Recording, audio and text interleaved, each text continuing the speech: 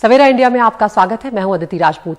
पश्चिम बंगाल से शुरुआत कर रहे हैं, जहां पर भवानीपुर में ममता बनर्जी के उपचुनाव के लिए प्रचार शुरू हो गया है और इस दौरान उन्होंने बीजेपी पर जमकर हमले करने भी शुरू कर दिए हैं और कहा कि टीएमसी के नेताओं के खिलाफ केंद्रीय एजेंसियों को लगाया जा रहा है और ये राजनीतिक साजिश है। हमारी सहयोगी मोनिदीपा बनर्जी की खास रिपोर्ट।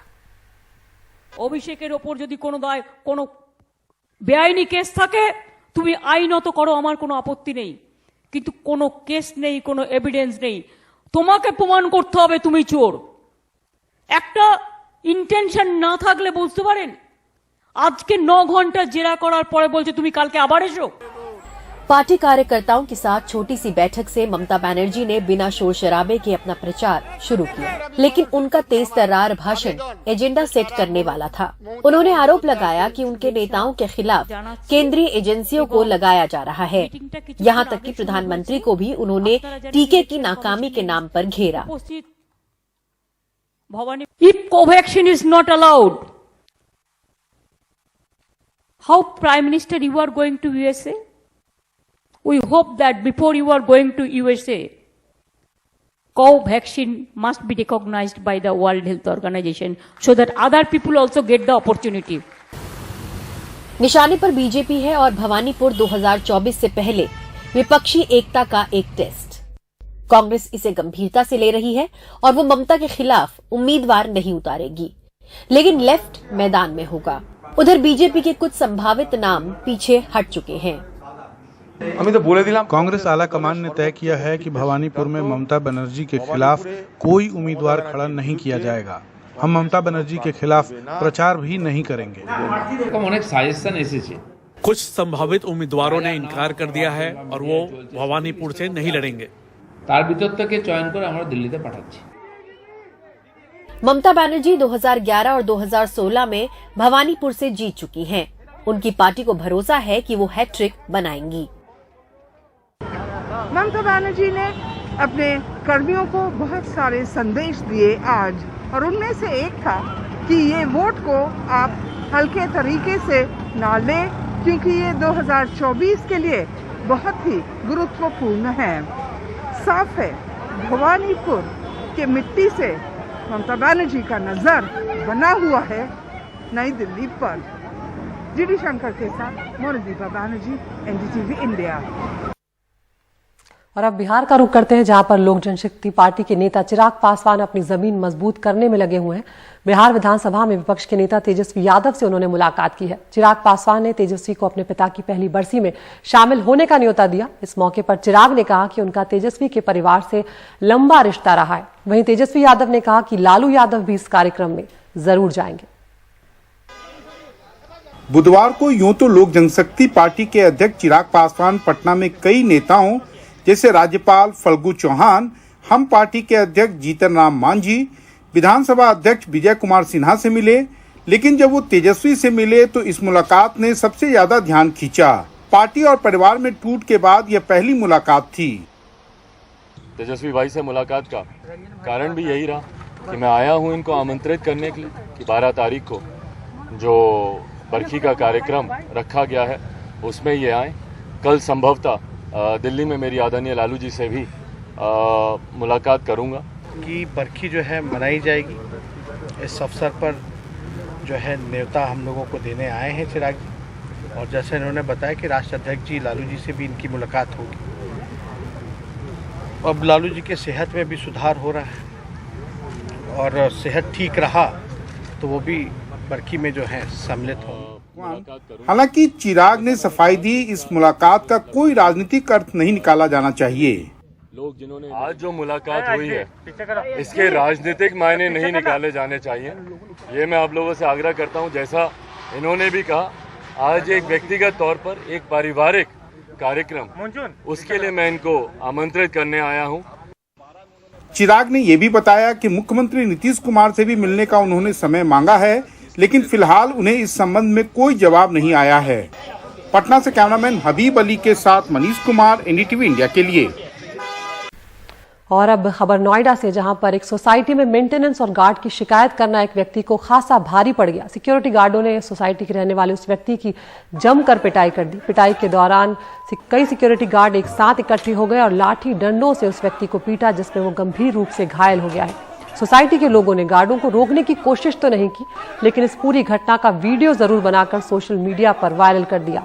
नोएडा के सेक्टर 39 थाने की पुलिस ने केस दर्ज कर मामले की छानबीन शुरू कर दी है कि आखिर ये सब कुछ होने की वजह क्या है।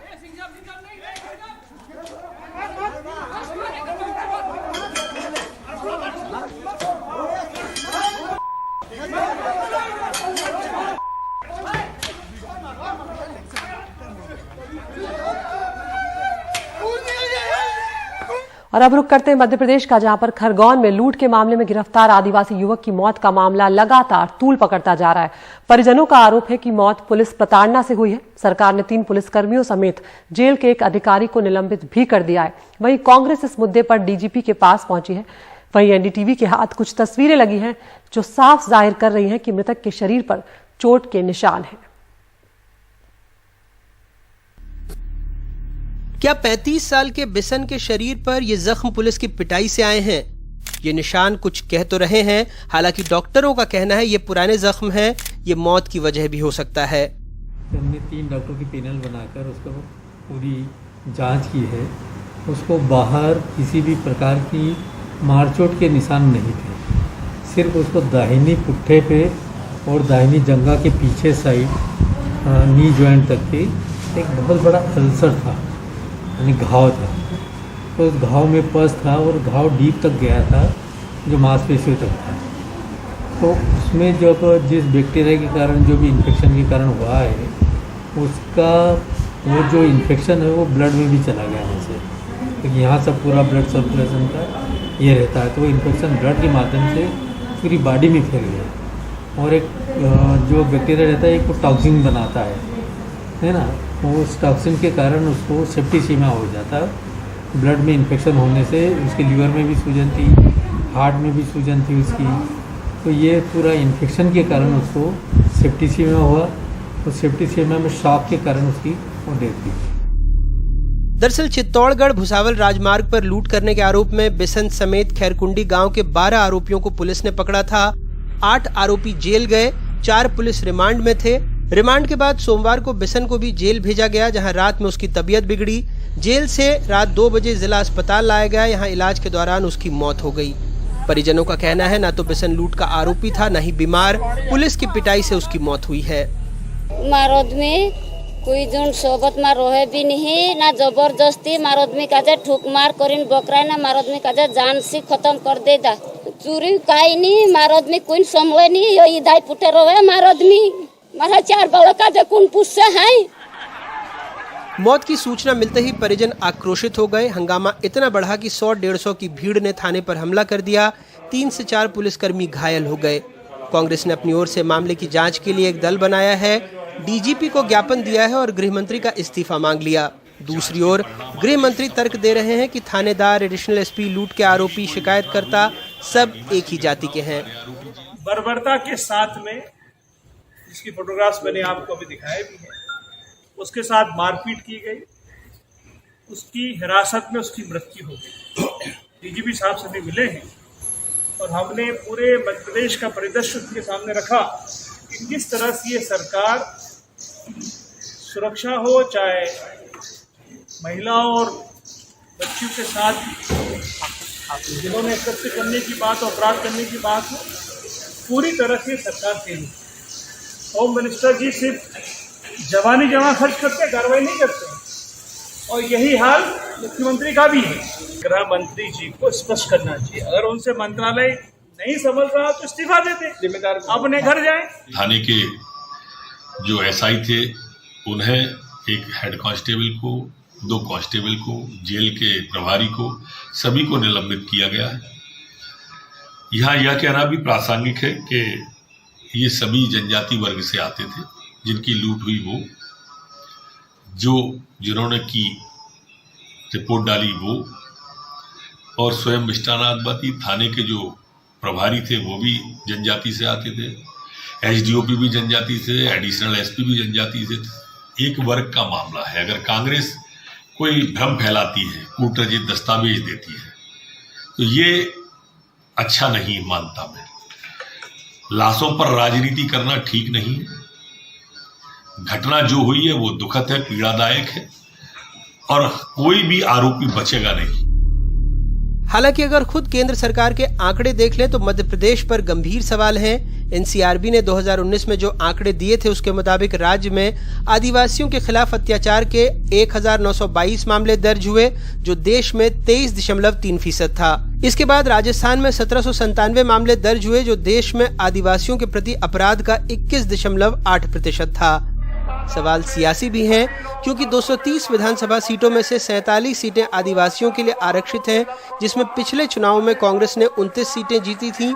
बीजेपी के खाते में 17 सीटें ही आई थीं।